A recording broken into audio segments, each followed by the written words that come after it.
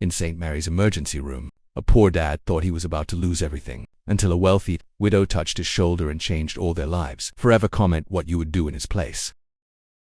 And don't forget to subscribe for more powerful stories. In the harsh, fluorescent glow of St. Mary's emergency room, Daniel Alvarez sat hunched over in a plastic chair, his work shirt still damp with his daughter's blood. His rough hands, blistered from years of swinging hammers and lifting beams, shook as he tried dialing Isabella one more time. Straight to voicemail. Just like the last dozen attempts. He whispered her name, his voice breaking, as if saying it softer might make her answer. But San Diego was far away. And so was the woman who had walked out of their lives. Years ago, the surgeon's tone was steady but urgent. Mr. Alvarez, we can't proceed without consent from both legal guardians. It has to be your ex-wife. Daniel's chest tightened. He wanted to scream that Lily was his world.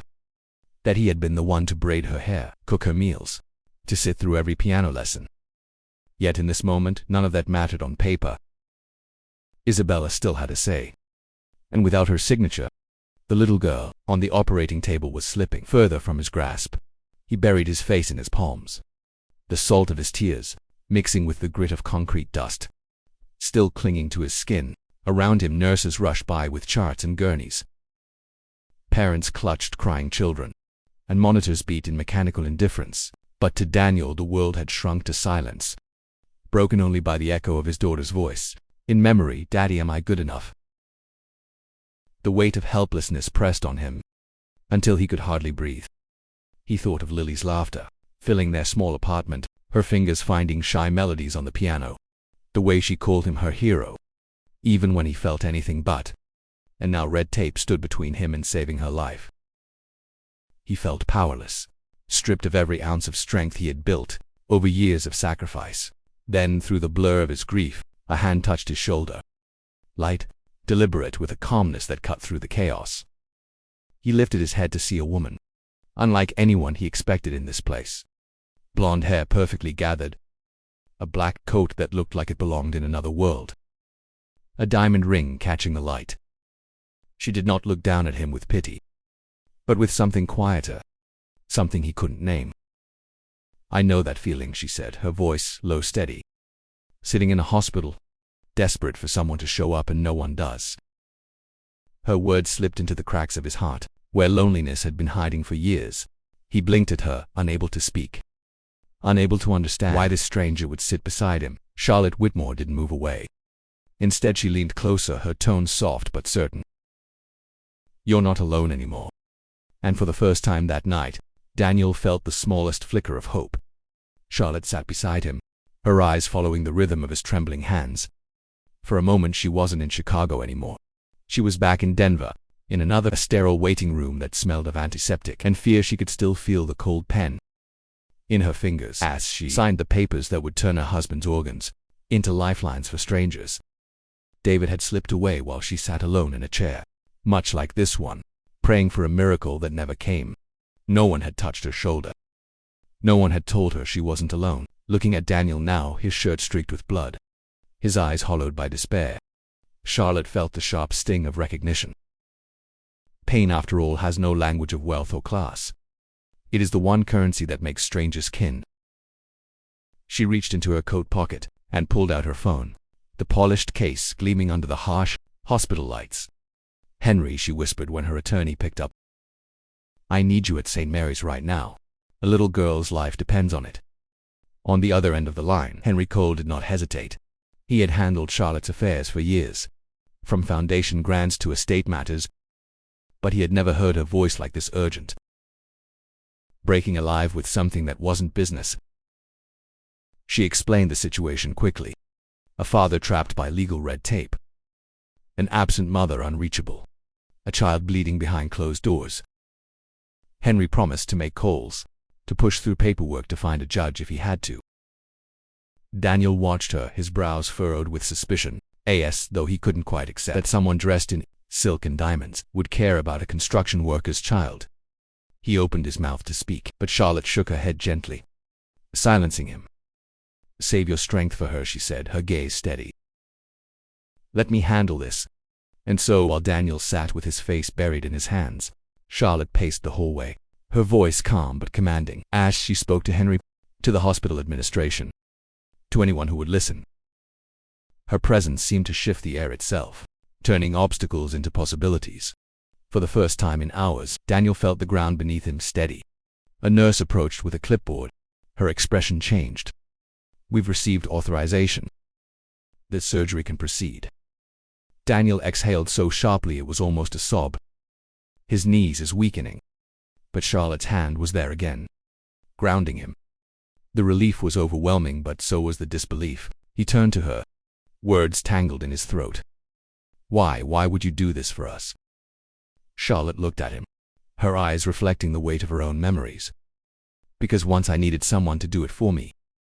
And no one came." Her voice caught, but she steadied herself quickly. "Not wanting pity, only truth. I couldn't save David.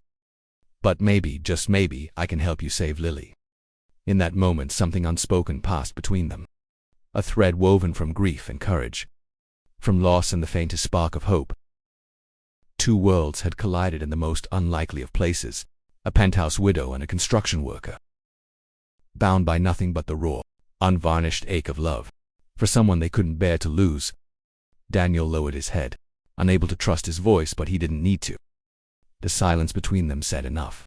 And as the doors to the operating room swung open, Charlotte stayed by his side. No longer a stranger, but something more. A witness, an anchor. Perhaps even the first, a fragile sign that he wasn't as alone in this fight as he had always believed. Long before the crash, before the desperate night at St. Mary's, Daniel Alvarez's life had already been shaped by sacrifice. He was 34, a construction worker whose days began before dawn, when the rest of the city still slept. The alarm would sound at 5, and he would rise quietly in their modest apartment, on the edge of Chicago, careful not to wake Lily until breakfast was ready. The kitchen smelled of scrambled eggs or pancakes, most mornings, sometimes just toast and fruit, but always made with the kind of care that told a little girl she mattered more than anything else in the world. When Isabella had walked away 2 years earlier, she left nothing but a note, and a frightened child crying on her bed. Addiction had taken her down a road Daniel could not follow. No matter how much he wished Lily could still have a mother. That night, when his daughter asked through her tears, "Am I not good enough for her to stay daddy?" his heart cracked in a way that had never fully healed. From that moment forward, Daniel made himself a promise. He would love Lily enough for 2 parents. He would never let her question her worth again. Every afternoon after work, Daniel scrubbed off the grit and dust of the construction site in a gas station restroom, before heading to the community music center. There he sat on an old wooden bench, posture straight, hands folded, while Lily's small fingers coaxed halting melodies from the piano keys. Other parents scrolled through phones or checked watches, but Daniel never took his eyes off her. Each note was a victory, each shy smile, a reminder of why every overtime shift was worth it. Back home, evenings belonged to them. Sometimes it was helping with math homework at the kitchen table. Sometimes patching a rip in her school uniform, with clumsy stitches. Always it ended with a story. Daniel would sit at the edge of her bed, reading tales in a mix of English and Spanish, his voice soft, even when exhaustion threatened to drag him under. Lily would giggle when he gave characters silly accents, and on the hardest days, that sound was the only thing keeping him going. Neighbors whispered admiration for the young father, who seemed to have aged a decade in 2 years. His hands were calloused, his back often sore, but his devotion never wavered. Friends at the xABC site teased him about never dating, pointing out the widow from the first floor, who always seemed to invent excuses for Daniel to stop by. He only smiled politely and shook his head. "Lily needs me," he would say, though deep into his void it was more than that. His heart bore scars, and he had no room left for risks that might hurt her again. Yet even in the weariness, Daniel carried himself with quiet pride. He wasn't rich, wasn't polished. But when Lily looked at him with those wide eyes, full of trust and adoration, he felt like the luckiest man alive. She was his reason for every early morning, every late night, every sacrifice. And though the world often dismissed him as just another laborer in a hard hat, to Lily he was everything. Her protector, her teacher, her best friend. That was the man Charlotte Whitmore had found in the hospital waiting room, broken and desperate but still fighting. And as fate would have it, the same love that had carried him this far. What was about to change both their lives in ways neither could have imagined. After the surgery, when the tension finally gave way to relief, Daniel thought Charlotte Whitmore would simply disappear back into her world and polished boardrooms. People like her didn't linger in places like his. But she came back the very next morning, a soft smile on her face, carrying a stuffed bear almost as big as Lily, and a stack of children's books tucked neatly under her arm. She didn't arrive with the air of a benefactor. She came like someone who truly wanted to know how a little girl was healing. Lily's eyes lit up when Charlotte entered her hospital room. She clutched the bear against her chest, as if it had been waiting for her all along. Charlotte pulled a chair close to the bed and began reading in a gentle voice that filled the sterile room with warmth. When Daniel excused himself to grab coffee or talk with the doctors, he would return to the sound of quiet laughter. Charlotte, leaning in as Lily pointed at pictures, her face alive with joy. When Lily was finally discharged, Daniel expected the connection to fade, but it didn't. Charlotte texted to check in, sometimes just a few words. How was she feeling today? Did she smile? Sometimes long enough to feel like a conversation. She called on video in the evenings, praising Lily's drawings, reminding her to do her stretches for physical therapy. And when Daniel's overtime shift made it impossible to take Lily to her first piano lesson after the accident, Charlotte volunteered without hesitation. He wanted to refuse, pride prickling, but Lily's hopeful face softened his resistance. That evening when Daniel came home, exhausted from the sight, he opened the door to a smell he hadn't encountered in years. Sweet, warm, like a memory of childhood. He froze at the doorway to the kitchen. Their flour dusted across the counter like snow. Lily stood on a chair in an apron far too big for her, cheeks smudged with dough. Beside her was Charlotte, sleeves rolled up, a matching apron tied neatly, guiding Lily's small hands as they pressed cookie cutters into the dough. For a moment Daniel couldn't move. The scene was so ordinary yet so foreign to his world. The sight of his daughter laughing, carefree with another adult who cared enough to be there, it caught him off guard. He leaned against the doorframe, silent, watching the two of them giggle over a misshapen cookie that looked more like a cloud than a star. Charlotte noticed him finally, her cheeks coloring with embarrassment. "We decided to bake to celebrate her lesson," she said softly, brushing flour from her fingers. "Sorry about the mess." Daniel shook his head, his throat tight. It's fine," he managed, though his voice cracked. What he wanted to say was, "Thank you for the cookies, for the laughter, for making our kitchen feel like a home again." Lily beamed, holding up the tray of uneven shapes. "Daddy, we're making dessert. Charlotte says I'm a natural." He smiled, though his eyes burned. It had been a long time since anyone besides him had stood in that kitchen with Lily. Longer still, since he had seen his daughter's world feel so full. And as Charlotte laughed, with flowers still on her cheek, Daniel realized something he hadn't let himself feel in years: hope that maybe, just maybe, their lives didn't have to stay so small. A week later, Charlotte surprised them with an invitation. "Why don't you come over for dinner?" she asked gently, as if aware of how unusual the question sounded. Daniel hesitated, but Lily's eyes widened with excitement. And so on a cool Friday evening, he found himself standing with his daughter at the entrance of a high-rise penthouse overlooking Lake Michigan. The storeman greeted Charlotte by name as she ushered them inside. The moment Daniel stepped through the glass doors, he felt the weight of the space press against him. Marble floors reflected the glow of recessed lighting, and walls of glass stretched to the ceiling, framing the shimmering expanse of the lake. It was breathtaking, yet it felt cold to perfect. As if no child's laughter had ever echoed against these walls. Lily darted to the window, pressing her small hands against the glass. "Daddy, look, you can see all the boats." Her voice carried across the cavernous room, but Daniel stood awkwardly by the door, tugging at the cuff of his work jacket. He didn't belong here, not with his calloused hands and boots still dusty from the job site. Charlotte seemed to sense his unease. She placed a hand lightly on his arm. "Beautiful view, isn't it?" she said, her smile warm but tinged with something else. "But it doesn't feel like home." Her honesty startled him. He looked at her, then at the polished surfaces and carefully curated artwork. He thought of his tiny apartment, cluttered with Lily's drawings taped to the fridge, her piano books stacked on the counter, the faint smell of tortillas and laundry soap filling the air. That was home. This was something else. Later, when Lily had fallen asleep in the guest room, Charlotte led Daniel onto the balcony. The city stretched before them, a sea of lights flickering against the night sky, the lake dark and endless beyond. The wind off the water carried a chill, but Daniel barely noticed. He leaned on the railing, eyes on the horizon. And for the first time in a long time, he spoke the truth he usually kept buried. Isabella left because she said I wasn't enough. He said quietly, not enough money, not enough patience, not enough of anything. And maybe she was right. I work with my hands, I come home covered in dust. I don't have much to give Lily except me. And I worry every day that even that isn't enough. His voice wavered, the vulnerability in it raw. Charlotte's gaze softened. She turned toward him, her blonde hair catching the city's glow. You're wrong, she whispered.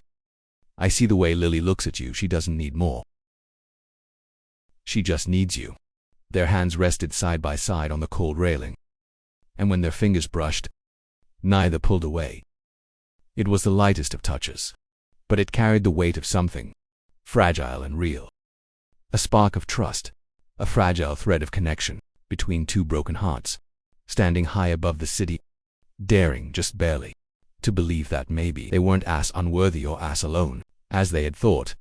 Daniel looked at her, then really looked at her.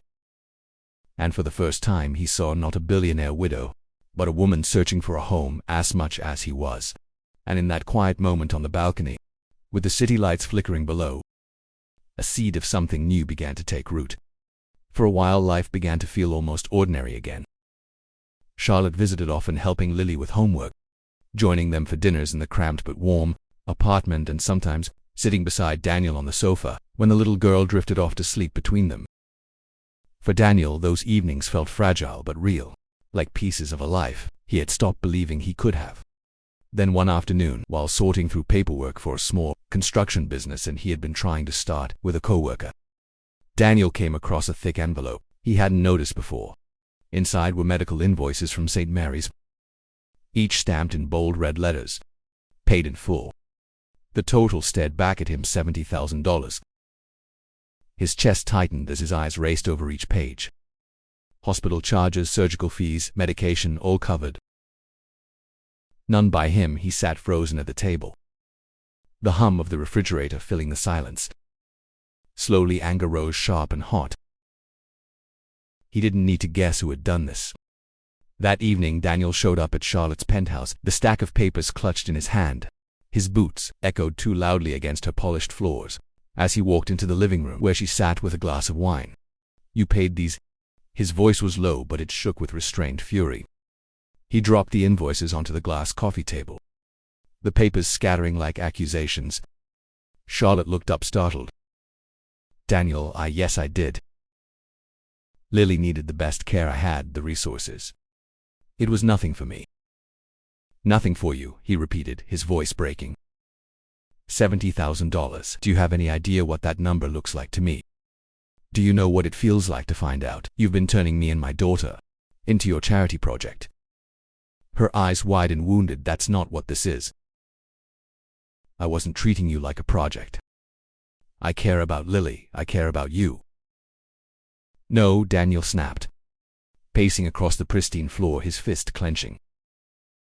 You care about how we make you feel. The rich widow, swooping in to rescue the poor construction worker and his little girl. It makes you feel needed, doesn't it? It makes you feel like you're fixing something you couldn't fix with David. Charlotte recoiled, her face palling. Don't you dare reduce this to pity. Don't you dare think I'm here out of guilt. Her voice trembled, but there was steel in it. I love being with you. I love being with Lily. That isn't about money. Daniel stopped pacing, his shoulders heaving. He stared at her, pain etched deep into his face. Then why didn't you tell me? Why didn't you trust me enough to be honest? Do you know what it feels like to wake up and realize I'm not a father providing for my daughter. I'm just a man being carried by someone else's wallet. Tears filled Charlotte's eyes, but her words came firm. I was protecting you, Daniel. I knew your pride wouldn't let you accept help. I was trying to make life easier for Lily, without making you feel the weight of it. It's not about pride, he whispered, his voice raw. It's about trust. And you broke it. The silence stretched heavy and unbearable. Finally, Daniel grabbed his jacket, his boots striking the marble floor like punctuation. I should have known this was too good to be real, he said hoarsely. People like you don't fall for people like me, unless there's something in it for you. Charlotte's breath caught her hand. Shaking ass, she reached out, but he was already gone. As the door closed behind him, the sound echoed through the penthouse, leaving her standing alone in a room filled with everything money could buy, and absolutely nothing she wanted. The days after their fight were heavy with silence. Daniel tried to throw himself back into work, hammering nails until his hands blistered. But nothing dulled the ache of losing the fragile bond he and Charlotte had begun to build. He came home each evening to Lily's questions. Where's Charlotte, did she call? And each time his heart clenched a little tighter. He couldn't bring himself to explain why the woman who had become part of their daily life that had suddenly disappeared. Then came the letter. It arrived in a thick envelope, stamped with legal markings that made Daniel's stomach twist. Before he even opened it, his eyes scanned the words once, then again. As if reading them differently might change the meaning. Petition for emergency custody, filed by Isabella Martinez. For a long moment he sat at the kitchen table, the envelope trembling in his hands. Isabella, the woman who had walked out on them, who had left Lily crying on her bed with nothing but a note, was demanding to take their daughter away, and she wasn't doing it alone. She had hired Rebecca Walsh, one of Chicago's most aggressive family attorneys, a name Daniel had only ever heard in whispered tones about bitter divorces and impossible custody battles. The accusations burned on the page: exploitation of his daughter's medical situation, financial instability, emotional manipulation. Each line painted Daniel not as the devoted father he had been for years, but as a man unfit to raise a child. And worst of all, Walsh had evidence.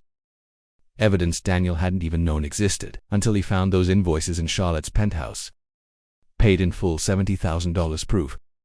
They claimed that Daniel had used Lily's bait to secure money and favors from a wealthy widow. His chest tightened until he thought he might not breathe again. He imagined a courtroom where strangers would look at him and see only what the papers said. Poor, desperate, opportunistic. He imagined Lily being led away by a mother who hadn't stayed sober long enough to raise her. That night Daniel called Henry Cole, the one lawyer he knew he could trust after everything with Charlotte. His voice cracked as he explained, the words tumbling out with a mix of anger and fear. She's trying to take her from me, Henry. Isabella saying I'm not fit. That I used my own daughter to get close to Charlotte. That I sold her life for money. Henry's sigh was heavy on the other end of the line. I've seen Walsh work, Daniel. She's ruthless. And with those invoices she's got leverage. But we'll fight. You've built a life for Lily, neighbors, teachers. Everyone knows it. We'll need every voice we can get to testify. Daniel sat at the edge of Lily's bed that night, watching her breathe, her tiny chest rising and falling with the innocence of someone who had no idea her world might soon be ripped apart. He brushed a strand of hair from her forehead and whispered, I won't let them take you, I swear I won't. But deep down he knew the truth. With Isabella sober now, with a steady job in San Diego, and with Charlotte gone after their bitter fight, his chances were fragile. The system didn't always care about devotion or love. It cared about paper trails, appearances, stability. And on paper, Isabella looked like a woman reborn, while Daniel looked like a man drowning. As he turned off the lamp and kissed his daughter's cheek, Daniel felt the first real chill of fear seep into his bones. The battle for Lily had begun. And for the first time, he wasn't sure if love alone would be enough to keep her. The courtroom smelled faintly of old wood and tension. Daniel sat at the defendant's table, his hands clenched so tightly his knuckles blanched. Across the aisle, Isabella looked sharp and polished in a navy suit, her attorney Rebecca Walsh standing tall beside her. To the judge in the gallery, she looked like a woman who had rebuilt her life. Steady job, clean record, calm demeanor. Daniel knew appearances could lie, but in court, appearances carried weight. Walsh's opening arguments cut deep. She painted Daniel as a man barely keeping afloat. A father so desperate he had paraded his daughter in front of wealthy strangers. She spoke of unpaid bills, of modest living conditions, of how a child deserves stability, not sacrifice. Her words were knives dressed in silk. Each time she gestured toward him, Daniel felt the sting of being reduced to less than what he was. Henry Cole rose in his defense, calling neighbors and teachers to testify. They spoke of Daniel's devotion, how he left work early for piano lessons, how he never missed a parent-teacher conference, how Lily thrived under his care. Their words were true, heartfelt, but compared to the glossy narrative Walsh spun, they sounded small, almost fragile. Daniel's hope began to fray. Then the doors at the back of the courtroom opened, and a hush rippled through the room. Charlotte Whitmore stepped inside. She wore a simple black dress, her blonde hair pulled back, her face pale from sleepless nights. For the first time since their fight, Daniel met her eyes. What he saw there was not pity but resolve. When Henry called her to the stand, the room leaned forward. Charlotte's voice was steady, clear. She told the court about the night in St. Mary's, how she had seen a man fighting desperately for his daughter's life, a man who refused to leave her side. She admitted openly that she had paid Lily's medical bills, not because Daniel asked, but because she could, and because Lily deserved the best care possible. "Mr. Alvarez never sought my money," she said firmly. "He never once asked for help. The only thing he ever wanted was the chance to care for his daughter. What I gave freely because I cared for them, because I loved them." Walsh rose for a cross-examination, circling like a predator. "Mrs. Whitmore, isn't it true that you were grieving your husband's death, that you sought to fill an emotional void by involving yourself with Mr. Alvarez and his child?" Charlotte didn't flinch. "I was grieving, yes. But Jake and Lily didn't fill a void. They reminded me what family feels like. That is not something you can buy or replace, or manipulate. It's love, real love." Her words lingered in the silence that followed, and for the first time Daniel saw cracks in Walsh's composure. Still, doubt hovered in the air, the balance precarious. Then unexpectedly a figure rose from the gallery. An older woman, her voice trembling but strong, addressed the judge. "Your Honor, I am Isabella's mother and I cannot stay silent." Gasps echoed across the courtroom.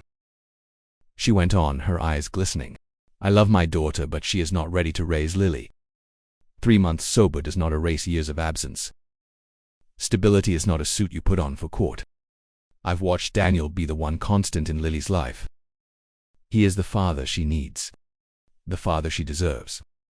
The words fell like a stone into still water, sending ripples through every corner of the room. Daniel's breath caught his chest tightening as if hope had returned, fragile but real. For the first time since the trial began, he allowed himself to believe that the truth might just be strong enough to save his little girl. The courtroom had grown still, the kind of silence that hums with expectation. Judge Morrison shuffled his papers, his expression grave, as though the weight of the decision pressed on him, as much as it did on the families before him. Daniel sat rigid, his hands clasped so tightly his knuckles were white, his heart thudding in his chest.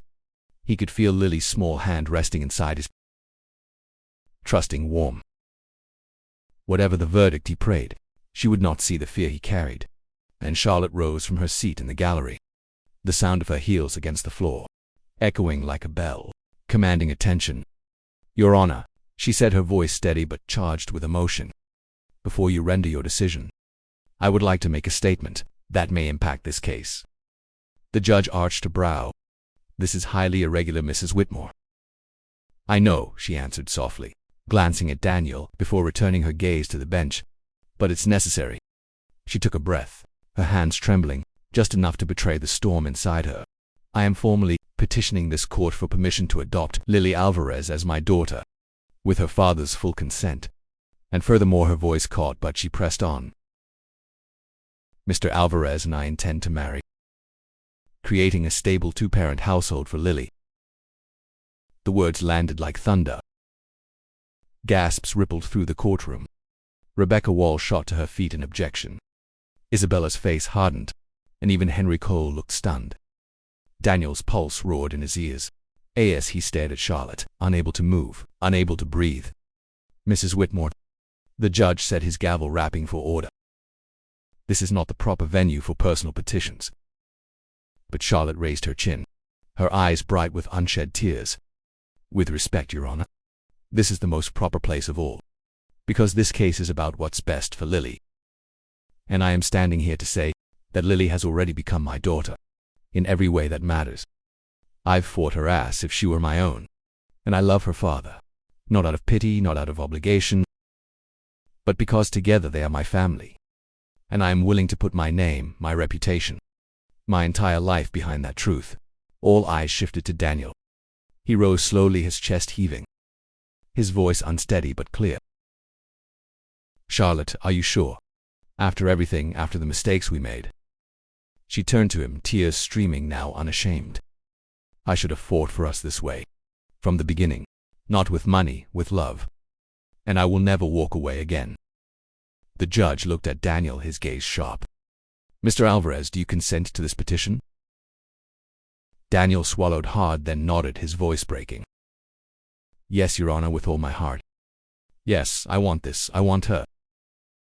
Before the gavel could fall, a small voice broke the silence. Lily leapt to her feet, her eyes wide with wonder. "Does this mean Charlotte gets to be my mom for real?" Her joy rang through the courtroom, bright and unfiltered. Laughter spread across the room, even Judge Morrison's stern expression softening into the faintest smile. He cleared his throat, his tone warmer now. "Well, young lady, there are still legal steps to follow, but I must admit, in 20 years on this bench, I've rarely seen such a compelling declaration of family." Daniel reached for Charlotte's hand, their fingers intertwining, as if they had always belonged together. The weight of the trial, the accusations, the fear, all of it seemed to fall away in that instant. What remained was a beginning, not the end of a custody hearing, but the birth of a family. And for the first time in a long time, Daniel allowed himself to hope, not just for survival but for joy. 6 months later, the chapel, at St. Mary's, was dressed in the simplest of ways. White lilies at the altar, sunlight filtering through stained glass, and a handful of friends and family filling the pews.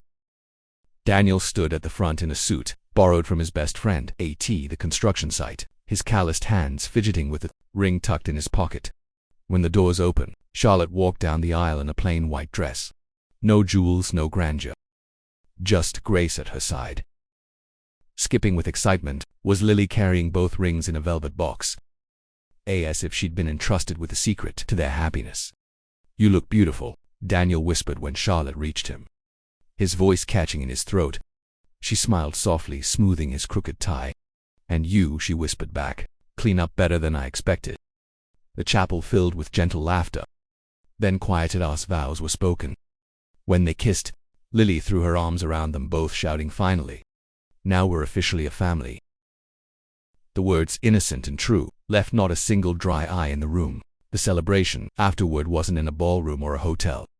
It was in the modest backyard of the house they had just bought near Lily's school. String lights hung between the old oak trees. Mismatched tables were covered in casseroles brought by neighbors, and the sound of laughter drifted into the night. Daniel's construction crew sat beside Charlotte's foundation board members, an unlikely mix of dusty boots and polished shoes. Yet everyone felt at home. For the first time, Daniel looked around and realized he wasn't just surviving anymore. He was living. 2 years passed, and life unfolded in ways he never could have imagined. His small construction company had grown. 3 full-time employees working under his lead. Charlotte, her once lonely penthouse behind her, found more joy in drafting community projects and managing a household alive with chaos. And in the summer light of their backyard, Lily, now 10 years old, sat at the picnic table, sorting screws and nails for the birdhouses Daniel taught neighborhood kids to build. She rolled her eyes at his clumsy explanations. "Dad, you're doing it wrong," she teased, her voice filled with affection. Daniel laughed, wiping sweat from his brow. "I've been building longer than you've been alive, Mika." "Yeah, but I'm smarter," she shot back, flashing him a grin that reminded him so much of her mother, and yet so much of her own strength. When Charlotte stepped out of the house, one hand resting on her rounded belly, the other carrying lemonade, The teasing stopped only for a moment. She glowed in the late afternoon sun, every bit the picture of peace. "Your husband is being stubborn again," Lily announced, and Charlotte laughed as she lowered herself carefully into a chair.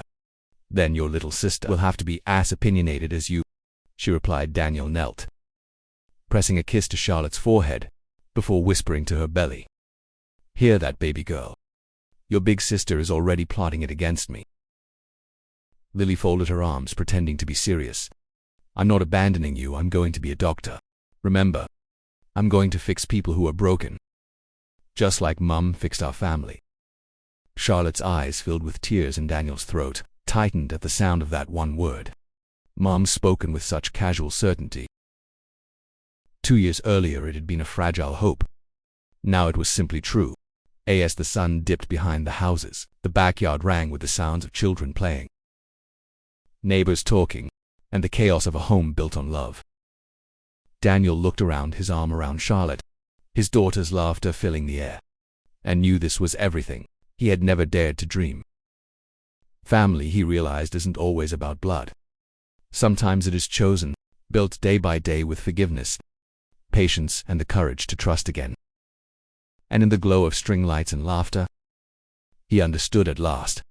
This was the life he had been building toward all along. In the sterile glow of St. Mary's emergency room, Daniel Alvarez sat broken, his daughter's life hanging by a thread, trapped by legal red tape and the weight of his own helplessness. Charlotte Whitmore, a billionaire widow carrying her own scars of loss, saw not a struggling construction worker, but a father fighting for his child. Her simple words, "You're not alone anymore," and her relentless action to secure Lily's surgery bridged their worlds of pain. Their journey from a tense hospital night to a courtroom declaration of love and family teaches us a profound lesson. True connection is born in shared vulnerability, not status or wealth. Daniel's devotion to Lily and Charlotte's courage to step into their lives show that family is built through choice, trust, and forgiveness, not just blood. When Charlotte paid Lily's medical bills, it sparked conflict, but her honest love in the courtroom, vowing to adopt Lily and marry Daniel, proved that authenticity heals deeper than money ever could. This story reminds us that in our darkest moments, reaching out or accepting help can forge unbreakable bonds. It's a call to see beyond appearances, to offer kindness without agenda, and to embrace second chances, knowing that love can rebuild what loss has shattered. Their family, sealed in a sunlit backyard with Lily's laughter, shows that hope blooms where trust is sown. If this story moved you, share in the comments. What does family mean to you? Or has a stranger's kindness ever changed your life? Tell us where you are watching from, and if you believe in the power of chosen bonds. For more stories of love, courage, and hope, hit subscribe now. Join our community and keep these heartfelt tales alive, one moment at a time.